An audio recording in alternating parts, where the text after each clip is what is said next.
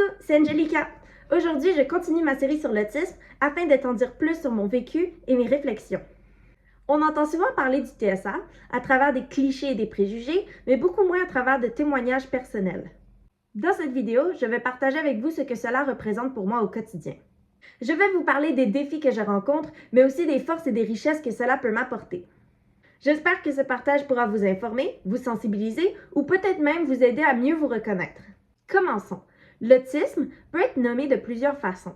On parle souvent d'autisme, de TSA, trouble du spectre de l'autisme, et autrefois, syndrome d'Asperger. Beaucoup d'autistes se reconnaissent aussi dans le mot neurodivergent, ce qui désigne un fonctionnement neurologique différent de la moyenne.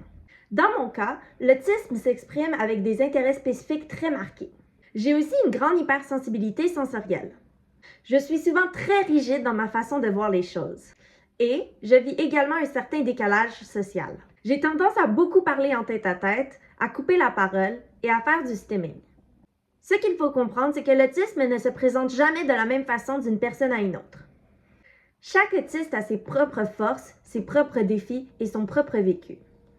Je n'ai jamais rencontré personne qui soit autiste exactement comme moi. C'est justement cette diversité qui rend le spectre si riche et si unique. Parler d'autisme, c'est aussi parler de vécu. C'est parler de ce qui est difficile, mais aussi de parler de ce qui rend spécial. Derrière le diagnostic, il y a des expériences, des forces et des défis qui varient d'une personne à une autre. Il est important de trouver un équilibre entre indulgence envers soi-même et mise en action face aux difficultés de l'autisme. Le diagnostic ne devrait pas être perçu comme une excuse afin d'expliquer et de justifier toutes ses actions. C'est plutôt comme un point de départ, une clé qui nous aide à mieux comprendre ses besoins et à mettre en place des stratégies adaptées. Instaurer une routine peut par exemple être très bénéfique, même si ce n'est pas naturel pour tout le monde. Suivre davantage son propre rythme lors des événements sociaux en prenant des temps de repos est aussi essentiel. Et au lieu d'intérioriser et de masquer les signes d'autisme, il peut être libérateur de les exprimer et de les partager avec son entourage. Ce comportement s'appelle le masking.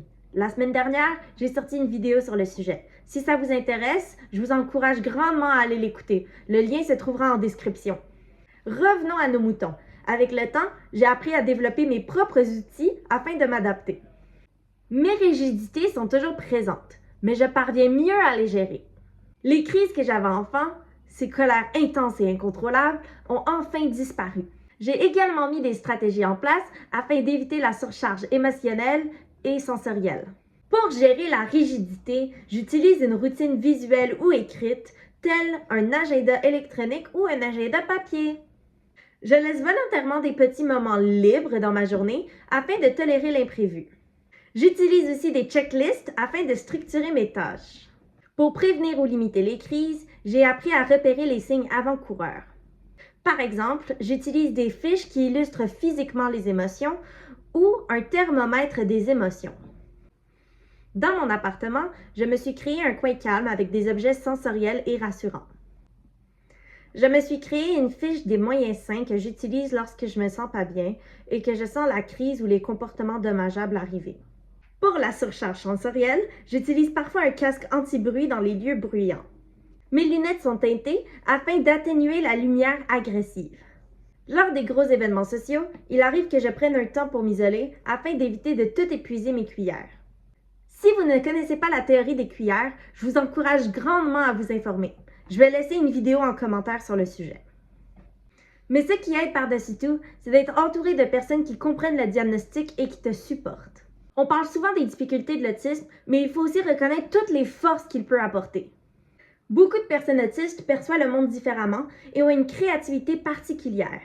Nous remarquons des détails que les autres ne voient pas, nous faisons des liens inattendus et cela nous permet d'avoir des solutions originales. Que ce soit l'art, l'écriture, la musique, la résolution de problèmes, cette créativité est une véritable richesse. La persévérance et la rigueur sont également des forces précieuses. Lorsqu'un objectif est fixé, nous mettons souvent une énergie immense afin de l'atteindre. Même si cela demande plus d'efforts, nous développons une force de caractère et une endurance impressionnantes. Cette persévérance nous permet d'exceller dans les études, le travail et nos passions.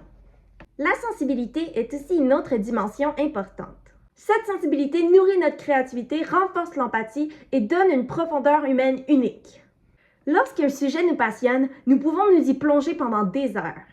Tout cela avec une intensité qui nous permet d'apprendre vite. Nous allons souvent plus loin que la moyenne et développons une expertise impressionnante. Enfin, l'authenticité fait partie de notre façon d'être. Beaucoup de personnes autistes n'aiment pas les faux-semblants et préfèrent être directes et sincères. Même si cela peut surprendre, cela donne des relations vraies. Là où la société voit parfois une différence, moi, je vois des qualités extraordinaires. Ce ne sont pas des défauts à corriger, mais des forces à valoriser.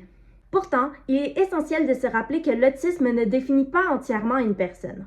Il fait partie de nous sans pour autant être toute notre identité. Nous sommes avant tout notre personnalité, nos goûts, notre talent, nos rêves et nos vécus. Pour que ces forces puissent vraiment s'exprimer, il est important d'avoir un environnement bienveillant.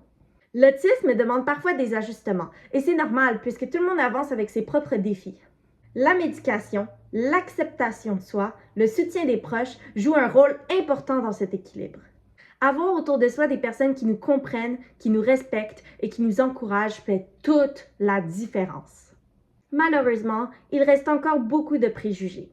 Pour moi, c'était des phrases comme « Tu ne peux pas être autiste, tu es beaucoup trop intelligente, tu réussis bien à l'école, tu socialises bien, c'est impossible ».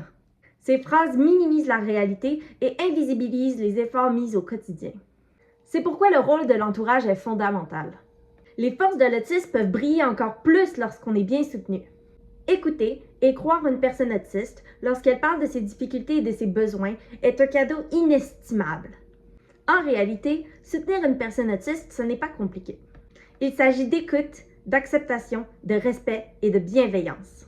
Être autiste ne signifie pas être déficient ou moins capable. C'est simplement une autre façon de penser, de ressentir et d'interagir avec le monde. Mon autisme à moi est invisible, mais il est bien réel.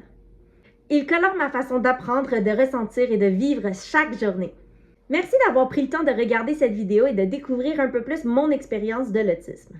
J'espère que cette vidéo t'a appris à mieux comprendre ce que ça signifie d'être TSA, mais surtout de reconnaître les forces et les richesses de ce diagnostic.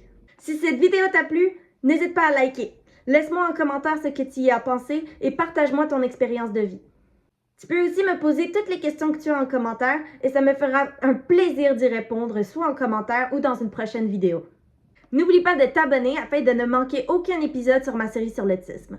Et surtout, souviens-toi, être différent, ce n'est pas une faiblesse. C'est une force qui mérite d'être valorisée. Merci encore pour ton écoute et ton soutien et on se voit très bientôt dans une prochaine vidéo.